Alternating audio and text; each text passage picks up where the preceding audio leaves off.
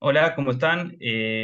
Bienvenidos a una nueva edición de nuestras actividades en el marco del Congreso ECON. En este año, el CEAL, Centro de Estudios de Historia Económica Argentina y Latinoamericana, vamos a presentar una de nuestras líneas de investigación de este año, que es la realización de un diccionario biográfico de economistas argentinos.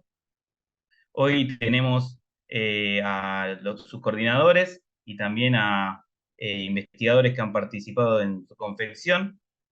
Recordamos también que el CEAL es un centro asociado del Instituto Interdisciplinario de Economía Política IEP, dentro de la Facultad de Ciencias Económicas, y también nuestra actividad la estamos realizando en el marco de nuestra cátedra de Historia Económica Argentina, cuyo titular de cátedra es Marcelo Ruggier. Que bueno, hoy no contamos con su presencia porque se encuentra pasando por una fiebre o gripe. Bueno, aquí entonces le doy la palabra a uno de sus coordinadores, que es Diego Rosengar. Los otros coordinadores del proyecto son Juan Odicio, Camilo Mazón y Marcelo Ruggier. Así que, Diego, te paso la palabra. Un gusto. Bueno, gracias Mario, buenas tardes, buenos días a todas y todos. Como se decía recién, la idea es contar un poco uno de los proyectos que estamos llevando adelante, que es un proyecto de medio término, no es un proyecto que salga rápido, y les vamos a contar por qué, porque justamente tiene que ver con su contenido. Como parte del equipo de investigación y de compartir con un montón de colegas de diferentes disciplinas, y dado que las áreas de interés general que tenemos en común cubren todo lo que es historia económica argentina, la historia de las ideas, de la industria, el pensamiento económico nacional, eh, conversando, nos surgió la inquietud sobre la posibilidad de hacer un diccionario biográfico de economistas de nuestro país, pensando en bueno, lo que tiene que ver con hombres y mujeres que hayan intervenido para la constitución de lo que hoy es el campo intelectual de los economistas, ¿no? Y pensado esto tanto para los economistas en Argentina, pero también nos hemos encontrado con trayectorias que por ahí ocurrían fuera del país, pero escribían mucho sobre Argentina, pero también por argentinos y argentinas que, ya sea dentro o fuera del país, escribían sobre economía en general, economía mundial, teoría económica, etcétera. Así que sería como el recorte no es simplemente exclusivamente nacional, ni en términos de la nacionalidad original de las personas, ni tampoco de los ejes temáticos que abordaron a lo largo de su carrera. Entonces, en Argentina, es sobre Argentina y también hecho por argentinas y argentinos. Empezamos a pensar cuáles serían un poco los ejes, las dimensiones que definían a un personaje como con la necesidad de ser parte de este diccionario que empezábamos a pensar. Revisamos bibliografía, la verdad es que no hay nada hecho de estas características, hay un vacío, hay un vacío ahí sobre la producción intelectual. Por supuesto, hay muchos trabajos sobre pensamiento económico, incluso de integrantes y colegas de nuestro propio centro también, pero nada que tenga esta inquietud abarcadora que estamos planteando aquí.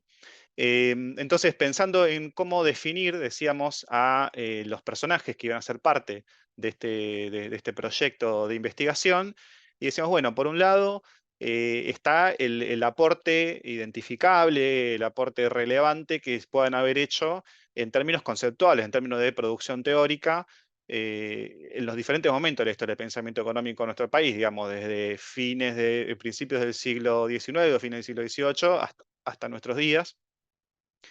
Eso nos pareció una dimensión súper importante. Por otro lado está la cuestión de la formación de generaciones de economistas o en todo caso de personas que pensaban la ciencia económica. Digo esto porque la carrera estrictamente de economía es relativamente reciente en términos de toda la historia económica de nuestro país.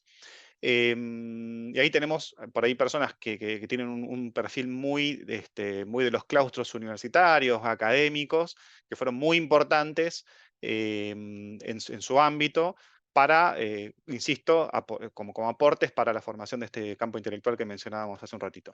Y por otro lado, en tercer lugar, la cuestión de la gestión, ¿no? En organismos estatales, en instituciones en general públicas, principalmente en ministerios, pero también en el sistema financiero, la banca pública, el Banco Central. Entendíamos que ahí estaba la tercera dimensión que nos parecía de máxima relevancia para incluir a los personajes que estábamos iniciando en los primeros listados.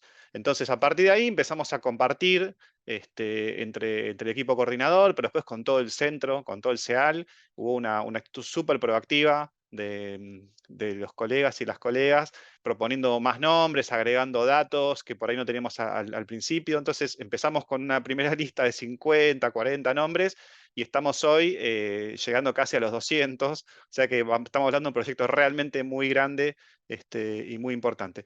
Por supuesto, estas tres dimensiones que yo mencionaba recién, hay personajes que se destacan muchísimo en alguna de esas, y otros que en realidad cubren las tres o dos de ellas, ¿no? Entonces, eh, qué sé yo, hay un montón de historias que además en muchos casos se entrecruzan y esa es una de las lecturas que queremos hacer o proponer hacer para la coronación de este proyecto que va a ser el libro.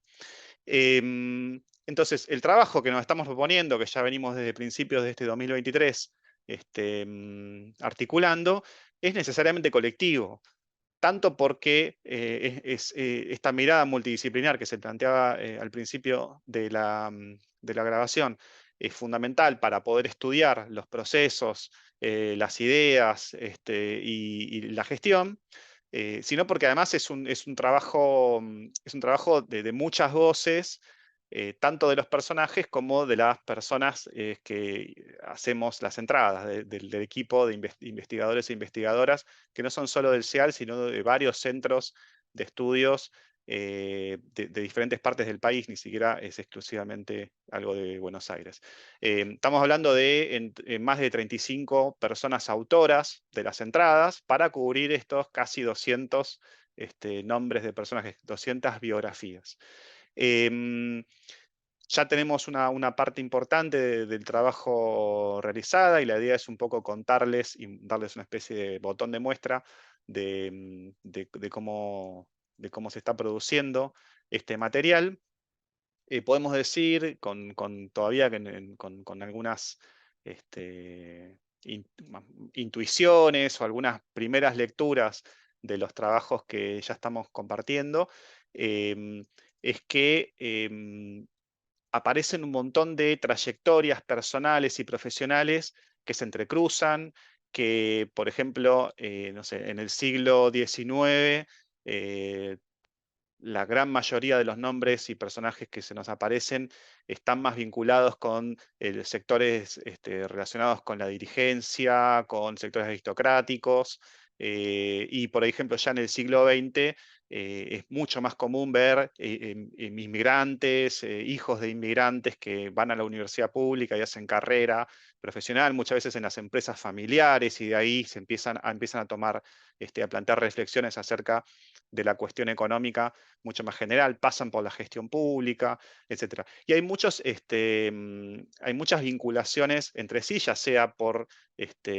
coincidir en espacios, por coincidir en ideas o justamente por discrepar y polemizar, ¿no? Entonces, un poco también desde la propuesta del proyecto, queremos que el diccionario, como cuando ya esté en producto libro, para cualquier persona pueda ser leído de esta forma también transversal y relacionar los nombres que se puedan identificar y llevar de una biografía a la otra para ver cómo estos cruces se dan. Entonces, cada aporte de cada autora y autor sobre las entradas biográficas individuales, a su vez puestas en el conjunto, digamos, forman como un coro que permite tener una especie de mapa de esta construcción del campo intelectual de los economistas que decíamos recién.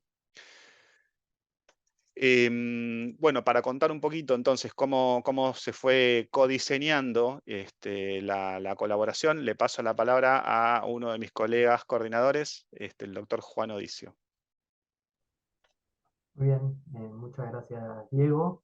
Eh, Saludo a todos y a todas quienes nos están acompañando y en primer lugar aprovecho justamente para agradecer tanto a Diego como a Marcelo, porque honestamente el proyecto nació de una inquietud de ellos y luego nos invitaron a sumarnos al equipo de coordinación y a mí.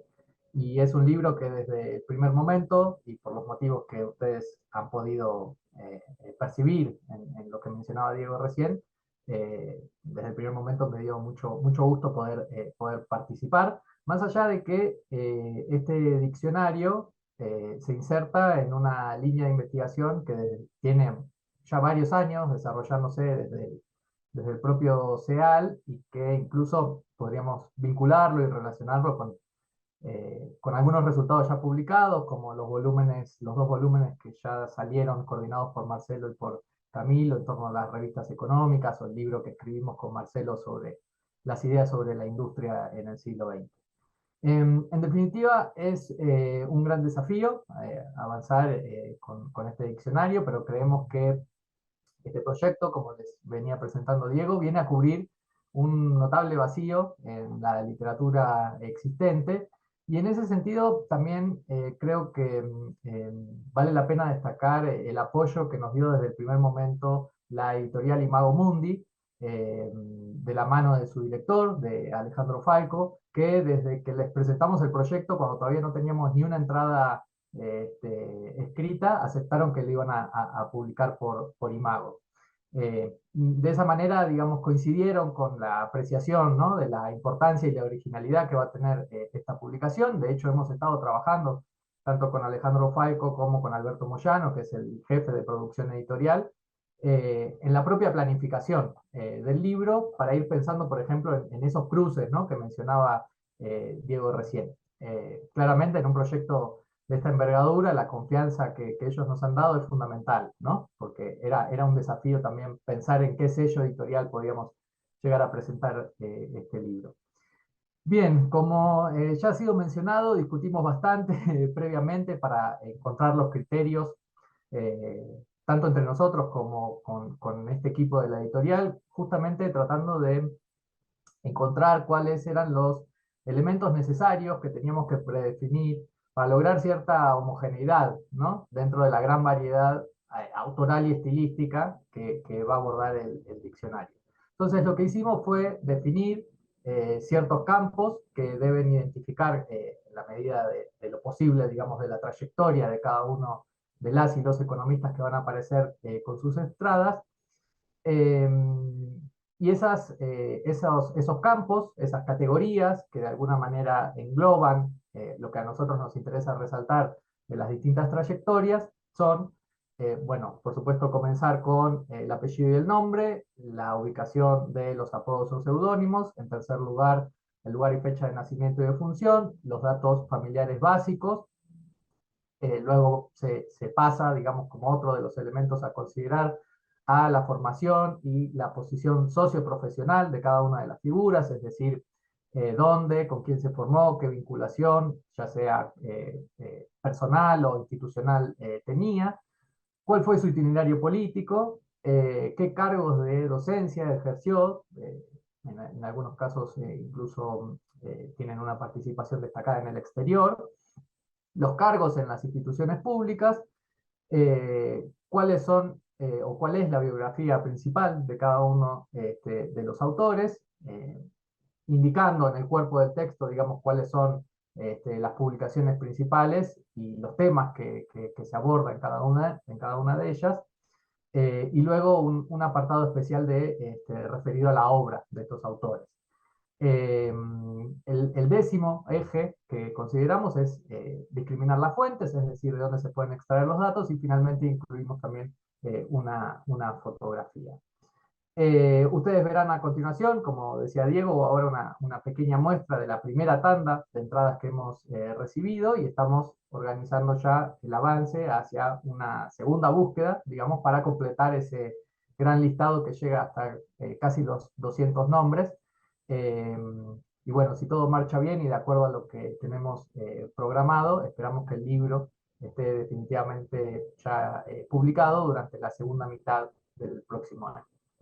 Con esto termino mi intervención y le paso la palabra entonces a otro coordinador, Camilo Mason.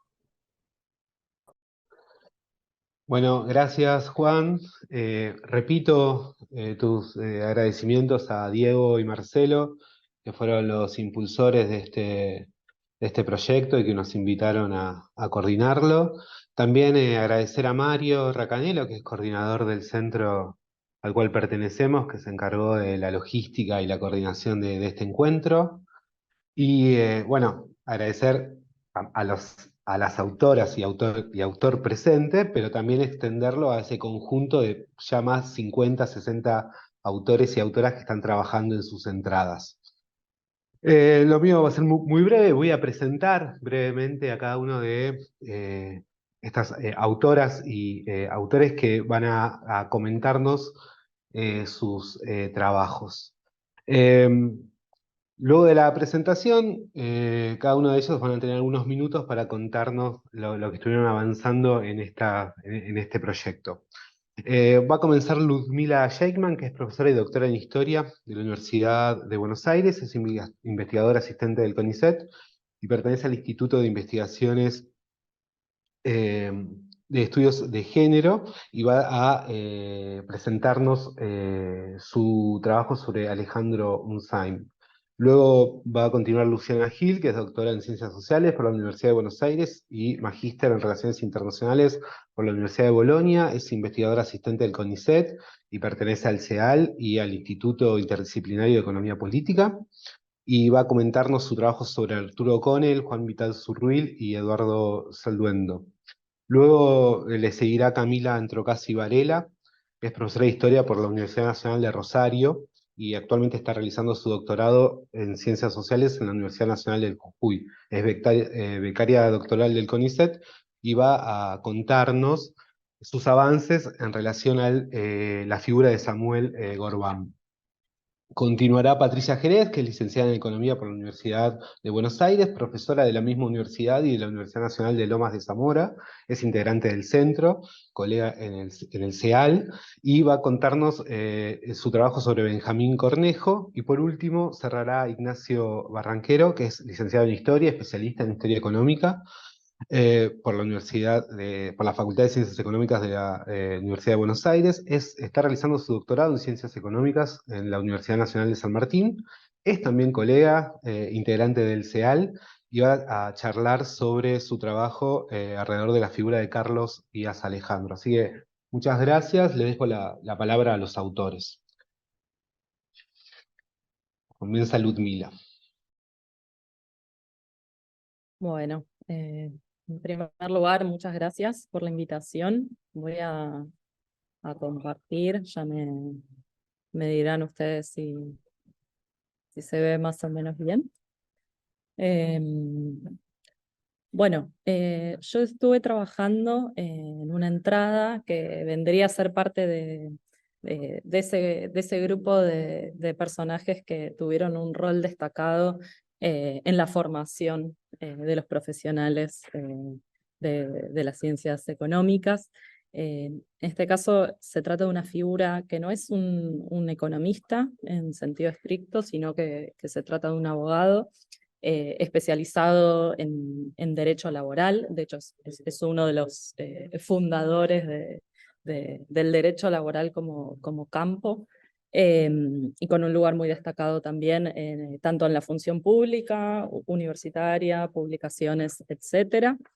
Como pueden ver ahí en la imagen, Alejandro Unzain nació en 1881 en Buenos Aires y falleció en 1952, con lo cual toma más o menos toda la primera mitad del siglo XX, y ahí tienen como un muy breve resumen de esta actuación pública como presidente del Departamento Nacional del Trabajo, pero al que integró desde sus inicios como delegado argentino en la OIT y, bueno, como les mencionaba, en la docencia universitaria, específicamente en los campos del derecho laboral y previsional, en las facultades de Derecho y Ciencias Económicas, tanto en la UBA como en La Plata.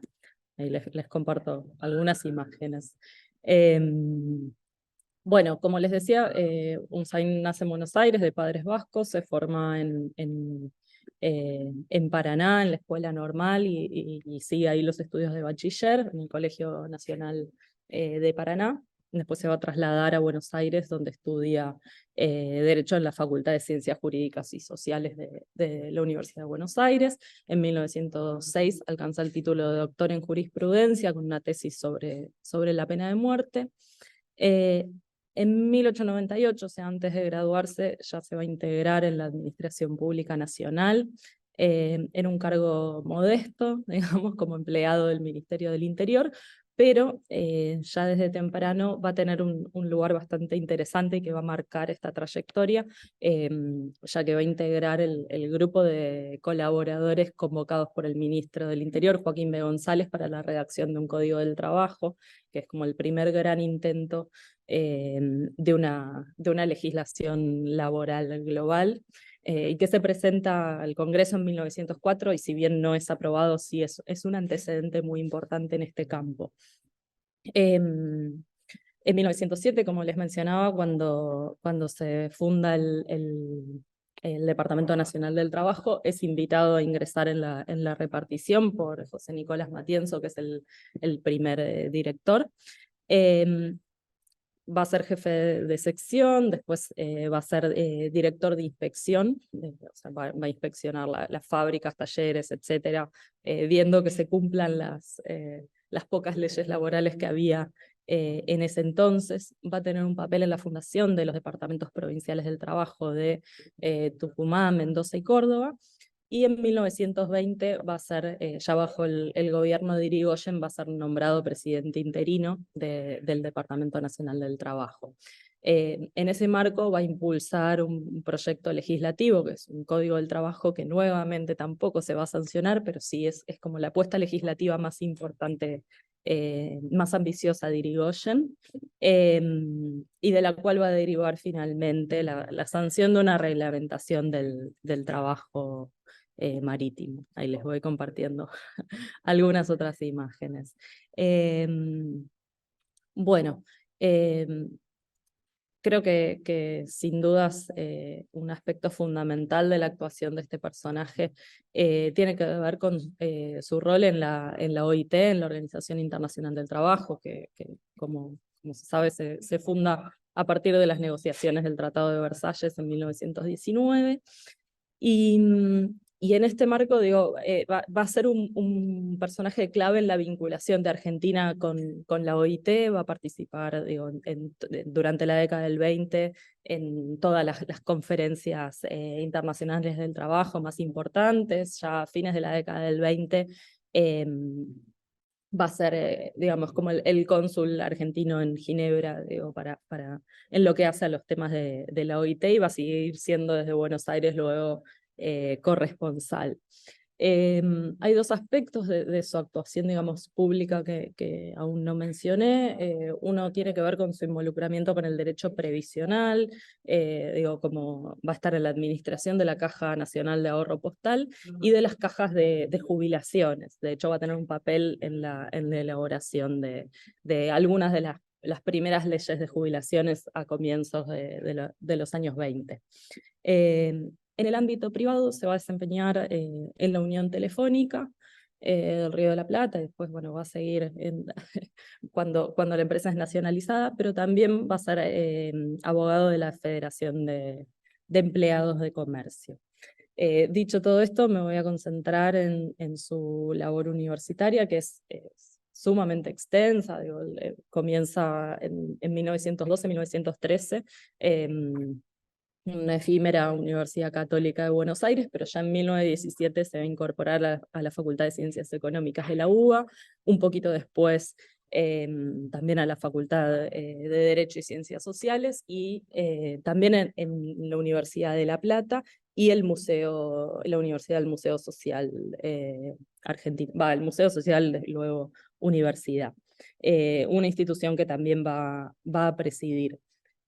Obviamente pasó por todos los cargos, fue miembro del Consejo Directivo de la Facultad de Ciencias Económicas, delegado al Consejo Superior de la Universidad de Buenos Aires, ahí hace una extensísima trayectoria y siempre concentrado en estas dos ramas que les mencionaba, el derecho laboral y el derecho previsional, que es donde va a ser muy importante y son las cátedras que impulsan, ¿no? Tanto en la Universidad de Buenos Aires como en las de La Plata, vinculada a la formación de economistas específicamente. No me quiero extender, pero compiló todas las grandes compilaciones de legislación laboral de la primera mitad del siglo XX, llevan su nombre. Una de ellas, a ver, les voy a compartir, pero una compilación de legislación que él saca en los años 20, va a recibir este premio, ¿no? de la Academia, bueno, acá figura como de letras, pero de ciencias. Además tiene trabajos específicos sobre la legislación de accidentes del trabajo, sobre la legislación de empleados de comercio, del trabajo a domicilio, o sea, distintos cuerpos legales en los que participó, pero sí quiero destacar su ordenamiento de las leyes obreras argentinas de 1943, que se va a seguir reeditando casi hasta su muerte, con lo cual, se va a ir complementando con la extensa producción legislativa, sobre todo en lo que hace a convenios laborales durante el peronismo. Además participó, fundó, impulsó, dirigió revistas, publicaciones periódicas especializadas, etc.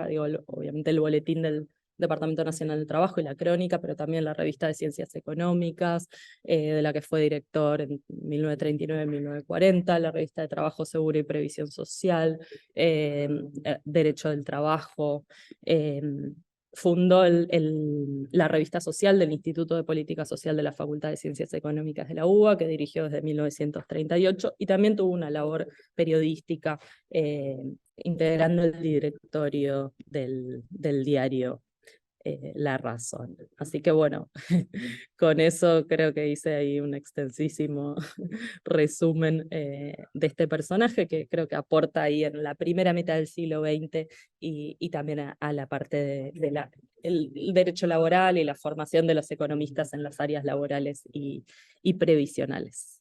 Así que bueno, ahí cierro con una caricatura de caras y caretas. Bueno, de nuevo, muchas gracias por invitarme a participar. Gracias, Ludmila. Seguimos con Luciana.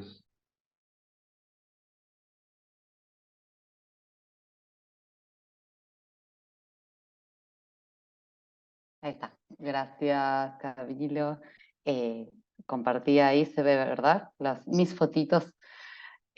Bueno, yo voy a, un poco parecido a Ludmila, pero más cortito por cada personalidad. Voy a comentarles muy brevemente la trayectoria de 3 personalidades sobre las que trabajé para el diccionario, que, como comentaba Diego, tuvieron mucha importancia no solo en el ámbito académico, sino también en la práctica de la política económica, y que en este caso están ligados en varios puntos. De hecho, se conocieron entre ellos, trabajaron juntos, y eso me permitió, más allá de las consultas bibliográficas, en archivos, en periódicos y revistas de sus épocas, etcétera, poder entrevistar a uno de ellos y con eso tener información sobre los otros 2 también. Así que más que abundar en el detalle de sus trayectorias, que bueno, va a ser el contenido para el más sistemático del diccionario, me parecía más interesante ahora comentar estos puntos en los que se cruzaron. Así que empezaría comentando brevemente el perfil de Arturo O'Connell, que es a quien pude entrevistar y quien me brindó muchos detalles y anécdotas que involucraban a las 3 personalidades.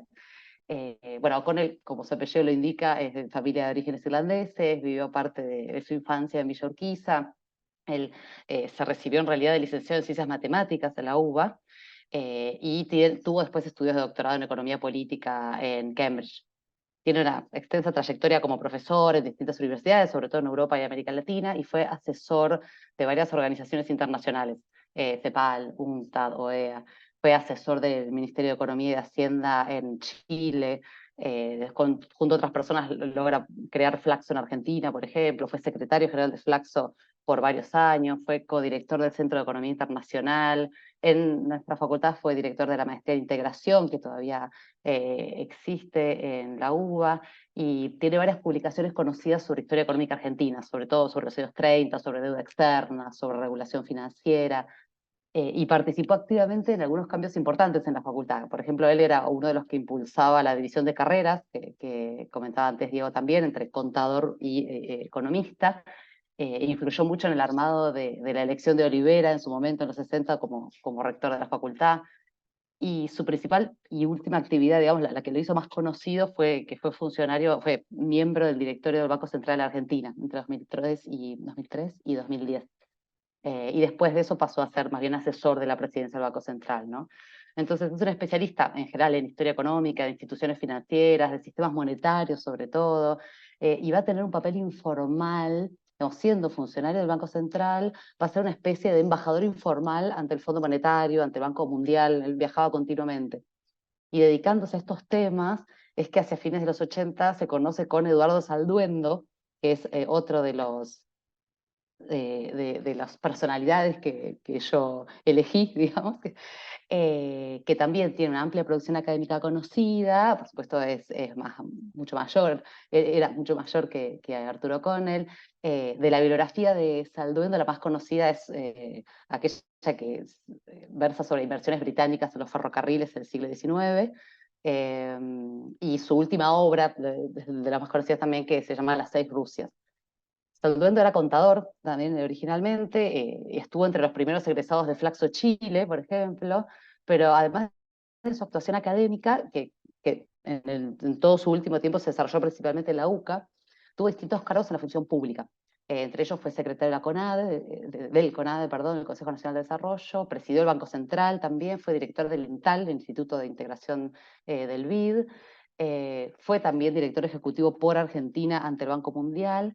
Y con todo ese conocimiento y experiencia, bajo la presidencia de Alfonsín, Salduendo se va a acercar a Zurruy, el ministro de Hacienda, que va a valorar esa práctica, digamos, esa práctica realmente que su equipo no tenía, ¿no? Si bien Zurruy había sido consultor de la OIT y del Banco Mundial, Salduendo, digamos, le traía mucha más experiencia práctica y pasa a ser uno de sus asesores en esos temas.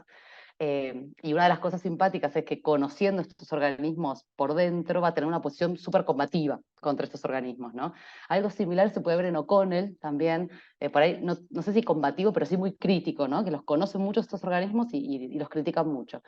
Y los tres, entonces, O'Connell, Zurruy y Salduendo, van a compartir parte de la gestión durante el primer éxito del Plan Austral, digamos, que es cuando Salduendo y O'Connell se conocen trabajando temas de deuda. Un poco con él en la entrevista me decía que ellos se decían los conocedores de Washington, ¿no? Bueno, y así como llegamos entonces a Zurruy, que es por ahí el más conocido de los tres, pero conocido por haber sido ministro de Alfonsín, pero antes de ser ministro de Hacienda se había destacado como director del INDEC, había impulsado el análisis bien sistemático de los índices de precio, por ejemplo, que antes no se hacían de esa manera, había sido secretario de Planificación antes, había sido consultor de la CEPAL, y en el ámbito académico era originalmente contador público también, después tuvo un doctorado en Harvard, fue profesor de Flaxo, fue profesor en SEMLA también, pero se destacó sobre todo como gran organizador del IDES, este Instituto de Desarrollo Económico y Social, que en su momento había cristalizado, digamos, la publicación de desarrollo económico, promovido por Aldo Ferrer, etcétera, pero que con Onganía Zurruy se catapulta como organizador, reuniendo a los profesores echados de la universidad, básicamente. Y fue presidente del IDES durante toda la dictadura. Así que bueno, ahí el IDES converge en realidad muchos reconocidos nombres de economistas argentinos, así que va a ser otro de los espacios que los tres van a compartir. En definitiva, estos espacios en común, que bueno, tal vez en un diccionario, si uno lee cada entrada por separado, puede quedar un poco desdibujado, me parece que hacen un poco más amena la historia, y también que abre la posibilidad de analizarlos desde otros enfoques, ¿no? Un poco como decía Diego, no sé, por ejemplo, en ciencias sociales el enfoque de redes, que para entender, digamos, se usa para entender cómo se van construyendo las trayectorias. Así que me parece que este enfoque, por ahí el caso de estas personalidades, ofrece bastante más tela para cortar, así que sirve de insumo o de puntapié para futuros trabajos. Gracias. Gracias a vos, Luciana, buenísimo. Continúa Camila. ¿Me escucha ahí? Perfecto. Bueno, al igual que las colegas que me antecedieron, agradezco la invitación, no solo a participar del diccionario, sino también a exponer hoy. Bueno, yo voy a leer la entrada que elaboré sobre Samuel Gorbán, economista que si bien nació en mayo de 1918 en Lobería, Buenos Aires, y falleció en Rosario en 1975 en Santa Fe, bueno, residió en Rosario junto a su familia desde 1925. Su formación intelectual, activismo político y trayectoria académica y profesional tuvieron como factor común a la Facultad de Ciencias Económicas, Comerciales y Políticas de la Universidad Nacional del Litoral, ¿sí? Lo que hoy es la Universidad en Santa Fe, pero que la facultad residía, digamos, está ubicada en la ciudad de Rosario. Allí cursó la carrera de contador público, graduándose en 1939. En 1950 defendió su tesis titulada La integración económica de América Latina y obtuvo el título de doctor en ciencias económicas. Su pensamiento abrevó en fuentes teóricas diversas, surgidas en distintas coyunturas de la primera mitad del siglo pasado: reformismo universitario, industrialismo, regionalismo y desarrollismo. Como estudiante, militó activamente en el reformismo. Fue consejero superior de la Universidad Nacional del Litoral y presidente de la Federación Universitaria del Litoral. Luego de recibirse, integró el Colegio de Graduados de Ciencias Económicas. El ascenso del peronismo lo encontró en las filas de la oposición, lo cual implicó su alejamiento de la Universidad Nacional del Litoral. Por esos años se desempeñó como administrador de importantes empresas de la región. Junto a otros intelectuales, Gorbán fundó la Editorial Rosario, un espacio vinculado a la Bolsa de Comercio de la Federación Gremial de Comercio y la Industria de Rosario. Además, en colaboración con otros intelectuales rosarinos de ese periodo, como Pedro Cristia y Elías Díaz Molano, ambos ingenieros, escribió 2 obras que plasmaron las inquietudes de esta joven generación de profesionales industrialistas: Argentina en la posguerra y Argentina económica e industrial. En este periodo, Samuel Gorbán también ejerció como profesor del Colegio Libre de Estudios Superiores y del Instituto Libre de Humanidades de Rosario. Al igual que el resto de las universidades, en septiembre de 1955, la Universidad Nacional del Litoral fue intervenida por el gobierno militar, que, como sabemos, derrocó a Juan Perón. Gorbán fue designado profesor titular interino en la materia de Historia Económica Argentina, una plaza que luego concursó y ganó. Concluida la intervención, en 1957, el Consejo Directivo de la Facultad de Ciencias Económicas lo eligió decano, y luego fue reelecto en 1958, 1959 y 1963, ocupando el cargo de manera ininterrumpida hasta julio de 1966, cuando renunció debido al avasallamiento de la autonomía perpetrado por el régimen de Stalin. Durante su gestión, Gorbán emprendió un proceso de modernización académica e institucional de la facultad y de sus institutos, que dio como resultado la creación de la licenciatura en Economía en 1962 en esta facultad. Asimismo, en este periodo se promovió la realización de investigaciones sobre desarrollo económico regional en la facultad y durante el decanato de Gorbán, la invitación de académicos argentinos y extranjeros y la organización de importantes encuentros internacionales, en particular la Segunda Conferencia Latinoamericana de Facultades de Ciencias Económicas, que se desarrolló en Rosario en octubre de 1960 en el seno, digamos, de la Facultad de Ciencias Económicas. En septiembre de 1968, Gorbán decidió renunciar a sus cargos como profesor titular, en la materia que mencioné y también estaba en otra materia, en abierto desacuerdo con las políticas institucionales y académicas instrumentadas por la intervención de la facultad y de la universidad. Y para agregar, digamos, entre sus principales obras está la que ya mencionaba, Argentina en la posguerra, editada y publicada en 1944, Argentina económica e industrial, y su tesis doctoral que también fue publicada por la Editorial Rosario en 1951 como La integración económica de América Latina.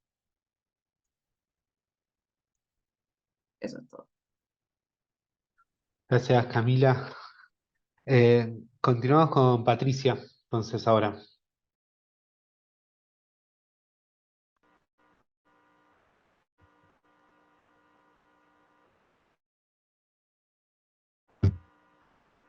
Bueno, buenas tardes a todos.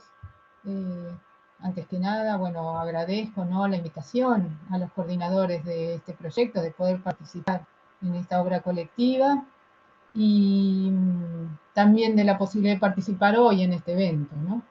Yo voy a hacer comentarios sobre una de las entradas que estoy trabajando y que es la que refiere a Benjamín Cornejo.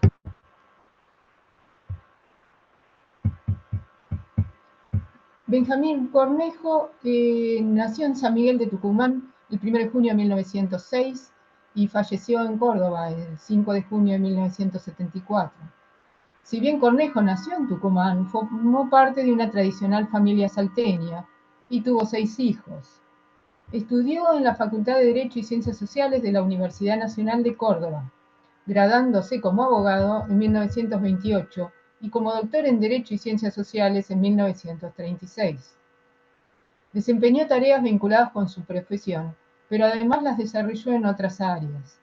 Finalizada su carrera, dio cuenta de un particular interés por el estudio de temas económicos, con lo cual inició la lectura de los textos pertenecientes a autores de la escuela clásica y posteriormente a los autores neoclásicos. La lectura de los primeros se tradujo en la adopción y defensa de la idea de libertad como principio, sin llegar a ser un dogmático del liberalismo económico.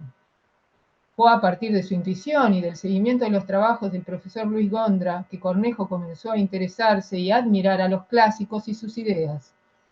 Sin embargo, fue el economista Raúl Prebisch quien lo introdujo posteriormente en la necesidad de una mirada hacia América Latina desde la perspectiva del desarrollo, sobrepasando las ideas clásicas. Su tarea académica fue destacada y se manifestó en distintos espacios, siendo muy variada en términos de la docencia. Se desempeñó como profesor adjunto en la Facultad de Derecho y Ciencias Sociales de la Universidad Nacional de Córdoba entre 1930 y 1941, y como profesor extraordinario entre 1941 y 1946. Al crearse la Escuela de Ciencias Económicas de la Universidad Nacional de Córdoba en 1935, la que posteriormente se constituyó en facultad, Cornejo fue convocado para ser su director, cargo bajo el cual impulsó el estudio de la ciencia económica y particularmente el de la economía, además de ejercer el cargo de profesor en diversas materias hasta 1946, cuando fue separado de sus funciones universitarias por no compartir las ideas del nuevo gobierno. También creó el Seminario de Economía y Finanzas en 1935, el doctorado en Ciencias Económicas en 1936 y la revista Economía y Estadística en 1939, de la cual fue su director. Fundó los institutos de Economía, Estadística y Finanzas y el de Administración y Contabilidad, además de convocar a profesores italianos para participar de las cátedras. Fue profesor contratado de la Escuela de Ciencias Económicas de la Universidad de Venezuela en 1947 y 48 y profesor visitante en la Universidad Autónoma de México. Nuevamente retomó la docencia como profesor titular de la Facultad de Ciencias Económicas de la Universidad Nacional de Córdoba y en la Facultad de Derecho y Ciencias Sociales a partir de 1956. Renunció a dichos cargos en 1964 para jubilarse. Cornejo se desempeñó en distintas instituciones. Adicionalmente a lo descrito para el ámbito académico, fue también miembro del Consejo Directivo de la Facultad de Ciencias Económicas de la Universidad Nacional de Córdoba entre 1956 y 1958, y en este último año fue designado vicerrector de la Universidad Nacional de Córdoba. En la Universidad de Buenos Aires fue nombrado asesor de su rectorado en 1963.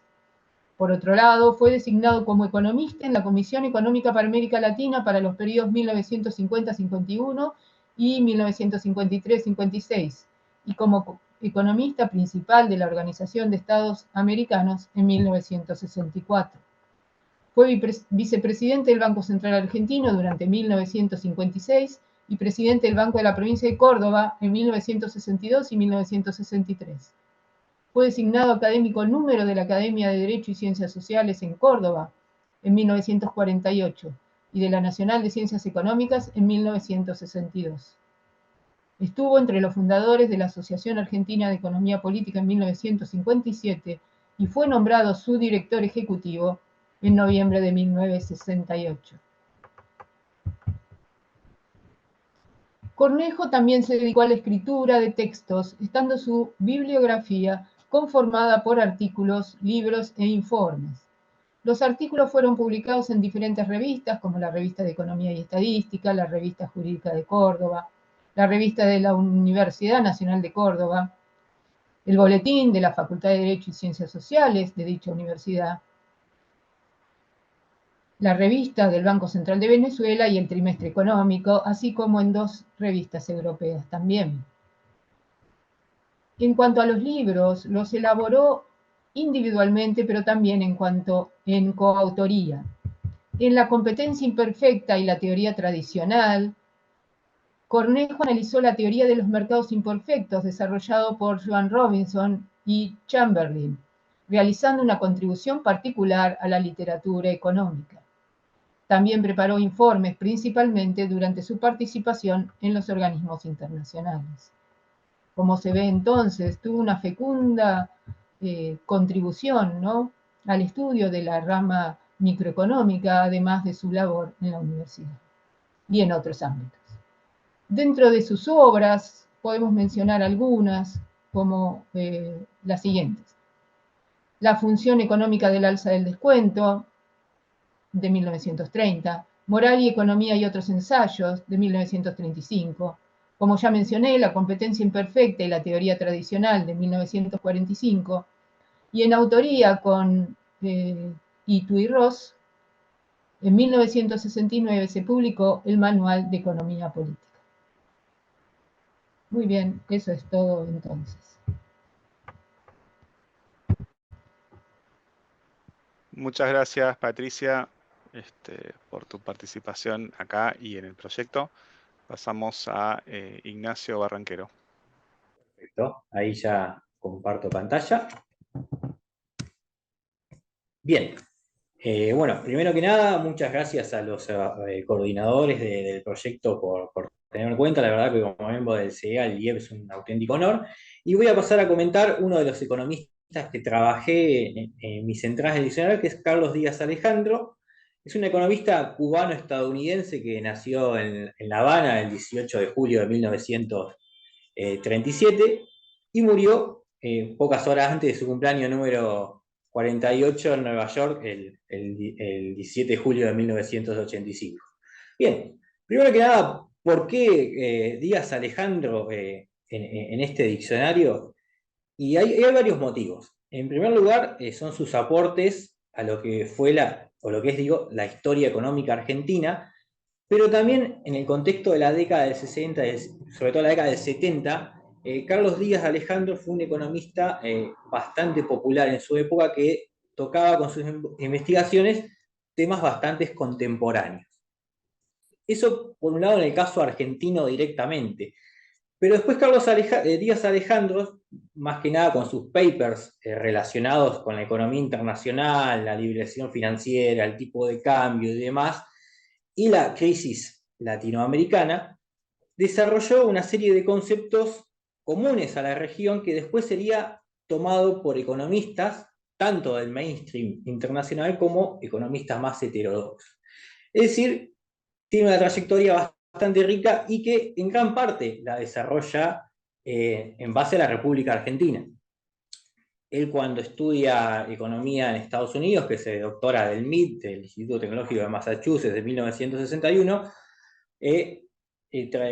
inicialmente él quería estudiar sobre su Cuba natal, donde él había trabajado con el primer director del Banco Central cubano, Felipe Pasos, y habían inicialmente entablado cierto diálogo con el gobierno revolucionario, cuando todavía es una revolución nacional, y que después pasan a quedarse definitivamente de Estados Unidos cuando la revolución cubana se hace socialista.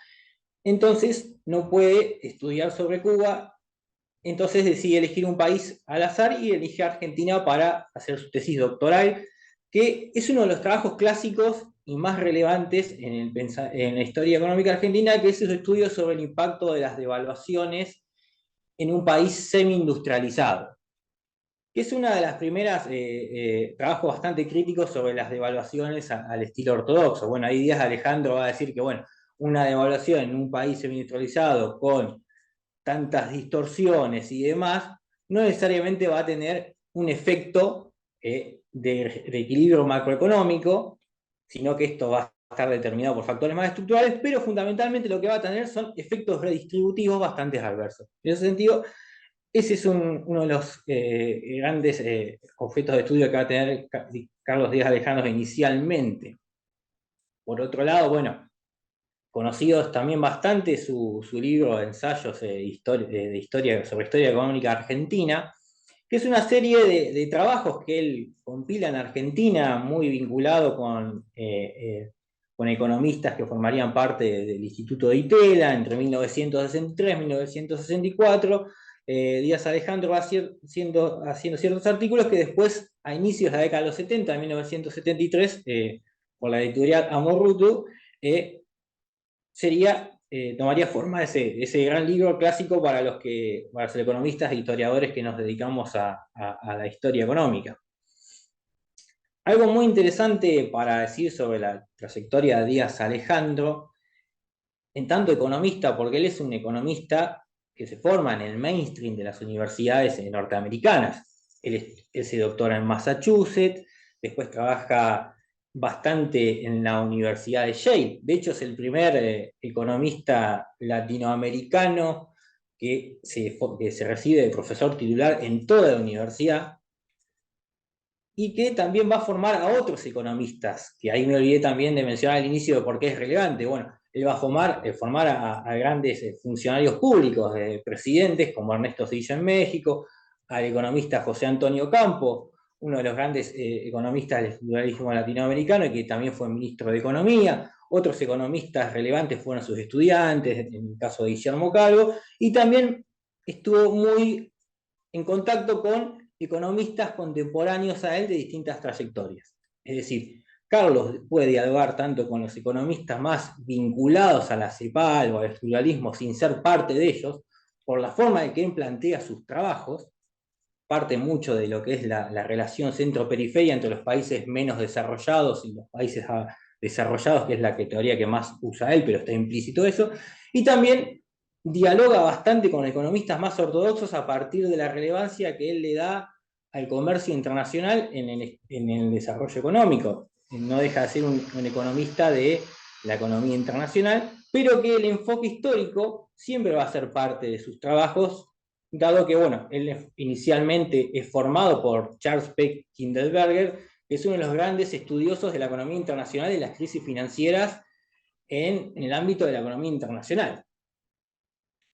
De ahí su enorme amplitud metodológica y epistemológica que van a guiar sus mayores contribuciones, que básicamente se concentran en distintos artículos relacionados o a la economía internacional, o a la política cambiaria, a la apertura financiera, y es en ese sentido que Ensayos de Historia Económica Argentina va a expresar, por un lado, un trabajo empírico muy importante, y por el otro lado, le va a dar este énfasis que tiene en la economía internacional. Entonces ahí Díaz Alejandro, bueno, va a plantear el devenir económico de la Argentina desde fines del siglo XIX hasta la década de los 60, en plena apogeo del modelo de industrialización sustitutiva y en las contradicciones de este modelo. Y él va a ser uno de los primeros en enseñar, bueno, en que la Argentina empieza, el gran dinamismo de la economía argentina del siglo XIX no se debía a factores internos como una política liberal de apertura, sino a condiciones externas a este país, en tanto país periférico. Entonces, a medida que esta economía internacional, que le permitió un gran crecimiento y desarrollo a la Argentina, empieza a perder su dinamismo por factores de la estructura económica mundial en el siglo XX, ahí empieza a complicarse las cosas porque bueno, Díaz Alejandro también es uno de los grandes críticos de la tesis de la decadencia argentina en el siglo XX que esgrimen ciertos economistas ortodoxos y que se vuelve muy popular en la década de los 70. Entonces, Díaz Alejandro es uno de los primeros en desmentirla en base a un análisis histórico que cuenta con una cantidad de datos bastante novedosos, como son las series estadísticas que se van formando de la CEPAL o de CONADE en la década del 60. Entonces, en ese sentido, también es uno de los primeros en hacer una obra de historia económica, no solo ensayística, sino fundamentalmente también empírica. Mezcla las dos cuestiones de una manera sobresaliente. Entonces, este trabajo, si bien critica bastante algunas distorsiones o el intervencionismo excesivo de los gobiernos, fundamentalmente como el gobierno peronista, que es bastante crítico, no atribuye tanto énfasis a las políticas económicas internas, sino tiene una visión estructural macro bastante importante. Por eso digo que esa apertura epistemológica que la puede acercar a economistas de posiciones bastante distintas. De hecho, bueno, él personalmente tiene una relación muy grande con economistas de distintos tipos, desde economistas como Concepción Tavares, ya habíamos hablado de... Bueno, él también conoce bastante, trabaja con Ann Kruger en una comisión que hay para la apertura del comercio internacional. Es un economista muy diverso y aquí ya me detengo en las últimas cuestiones, que es lo que más estoy estudiando ahora en un pequeño trabajo de investigación que estoy haciendo, que son sus últimos aportes de vida, porque él muere tempranamente en 1985, sobre la política cambiaria y la liberalización financiera. Díaz Alejandro, si bien es un economista que plantea la importancia de una economía internacional un poco más integrada, y que eso puede servir a los países latinoamericanos, sostiene que las aperturas indiscriminadas y abruptas, y sobre todo la adopción de políticas monetarias bastante basadas en la fijación del tipo de cambio, en la liberalización financiera, pueden llegar a tener consecuencias bastante desastrosas para las economías latinoamericanas, como efectivamente pasó con la experiencia chilena de la dictadura de Pinochet o la política cambiaria de Martínez de Hoz con la liberación financiera entre 1977 y 1978, que terminan en las grandes crisis de inicio de la década de los 80.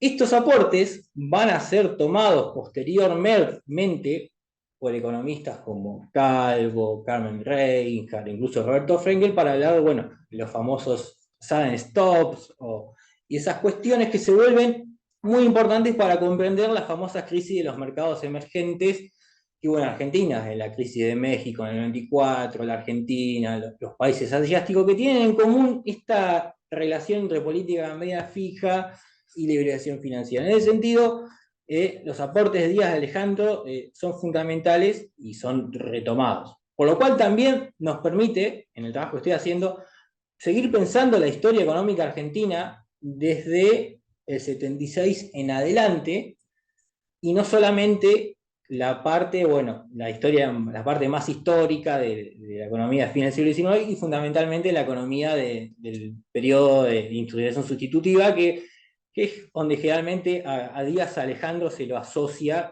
por su aporte de su tesis doctoral y sobre su libro que recién mencioné. Entonces, en ese sentido, hoy me encuentro trabajando más que nada en estos aportes que tiene Díaz Alejandro para seguir pensando en nuestra historia económica argentina. Bien, eso sería todo.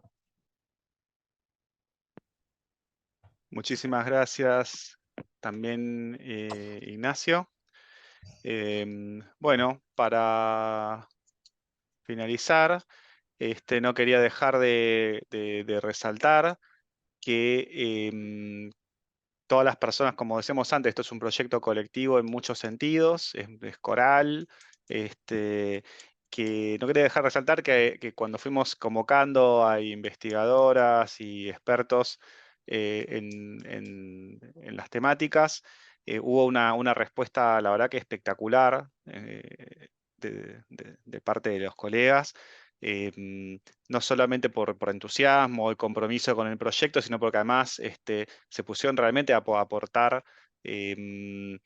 más nombres, más biografías, propuestas, en muchos casos autopostulándose, digamos, para poder hacerlas, con lo cual también nos resolvía la inquietud de cómo cubrir esos nuevos espacios que se creaban. De veras que el listado que va a quedar al final va a ser un listado elaborado colectivamente. Así que bueno, de nuestra parte estamos con mucha felicidad de poder estar llevando adelante este proyecto. Es un proyecto, como decía, que no es corto, lleva un largo tiempo de trabajo, mucho trabajo de investigación, de escritorio, mucho trabajo de bibliotecas también, a las cuales hay que reivindicar, ¿no? Después de la pandemia vimos cómo las necesitábamos. Mucho trabajo de archivo, mucho trabajo de estar certeros a la hora de aseverar determinados datos, determinada información biográfica. Así que nada, hay mucho laburo y todavía falta un buen trecho, así que vamos a estar muy felices de poder compartirles los resultados. Quizás en el próximo ECON ya podemos mostrarles la publicación o por lo menos el resultado final de todo este trabajo. Así que no me queda más que saludarles en nombre del equipo coordinador, de Juan, de Camilo, de Marcelo y mío. Agradecerles a las autoras y el autor que se sumaron a contar, mostrar un pedacito de lo que va a ser este producto, este proyecto. Y bueno, esperamos tener novedades en el año 2024, que nos encuentre con este proyecto coronado en el libro que esperamos que sea. Así que muchísimas gracias.